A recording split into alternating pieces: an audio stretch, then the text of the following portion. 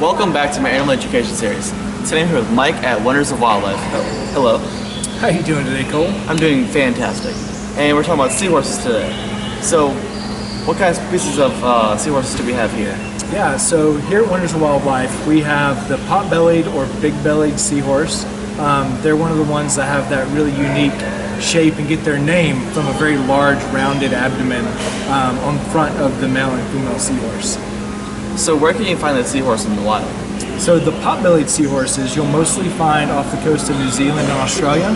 They love habitats with a lot of seagrasses where they have a lot of places to hang on to with their tails. They can have a prehensile tail that they can wrap they can wrap around items and grip very strongly.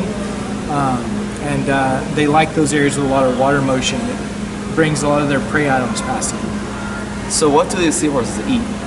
So they mostly are going to be eating a lot of small crustaceans, a lot of planktonic animals. One of the challenges that those seahorses face is that they don't chew their food. So their snout has to be big enough to take in whole whatever their prey item is. And so it gives them a wide range based on the size of their snout. And that's why the snout tends to be a little bit large in comparison to maybe some of the rest of their body. So also people know about seahorses and how the female kind of like passes on the eggs to the male, where they'll be like fertilized in there. So can you elaborate any more on that whole process? Yeah, absolutely. So one of the ways you can tell the difference between a male and a female big-bellied seahorse is the male will have a very smooth area at the top of his belly, and you can kind of see a dimpled area. That's the opening to the pouch, and that's where the female would deposit the eggs. Sometimes as many as maybe 700 eggs. Wow. The female, on the other hand, has a more rounded abdomen with a bit of a keel that runs down the center, a bit of a ridge. And that's how you can visually tell them apart.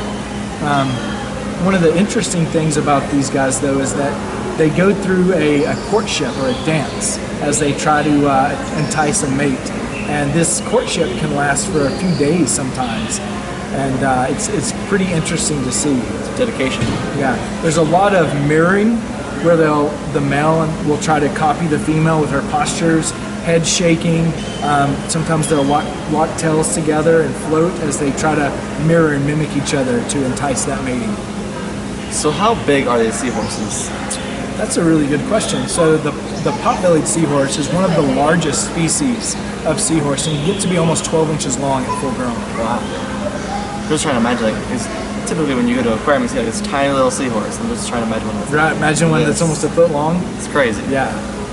So, like, what kind of colors do these seahorses come in? Because they obviously have to camouflage in some way. Absolutely. So you'll find seahorses in a huge wide range of colors: reds, browns, pinks, blues. I mean, across the spectrum.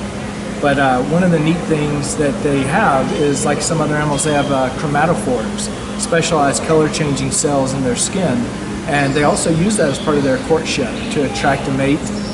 They can change some of their coloration around during that courtship dance. It could also be used to maybe warn off predators or warn off competition for a given area. So what kind of animals would eat a seahorse? There are not many. They are incredibly bony animals, have a really tough and rugged skeleton and body, so there's not a lot that goes after them.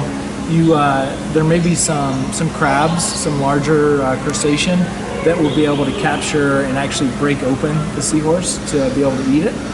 But their largest, they're preyed upon most widely by people. They're caught in a lot of different cultures. They're an important part of some of the herbal medicine that different cultures use. And it's believed that they are caught sometimes maybe by the millions in different parts of the world to be used for those purposes. So are these seahorses endangered in the wild? It's a really good question as well.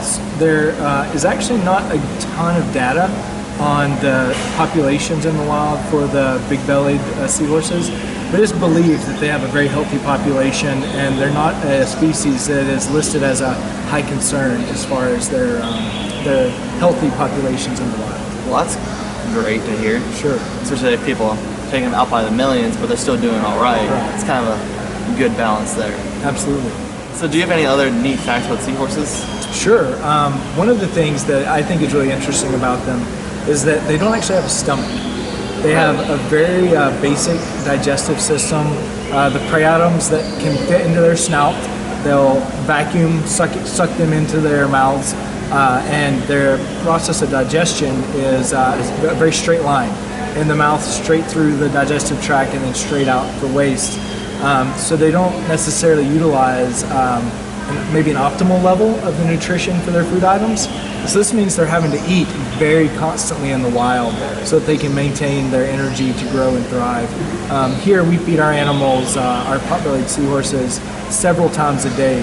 A mixture of live mysid shrimp, enriched frozen mysid shrimp, and things like that, so that they're getting optimal levels of nutrition. Because it kind of goes like straight through. It's very hard to pick up nutrients from it. Exactly. It's kind of crazy to think about all these years of like evolving, and then they still have that. They're still working on it. That's right. Yeah. Who knows? Where we'll be in another million years. Who knows?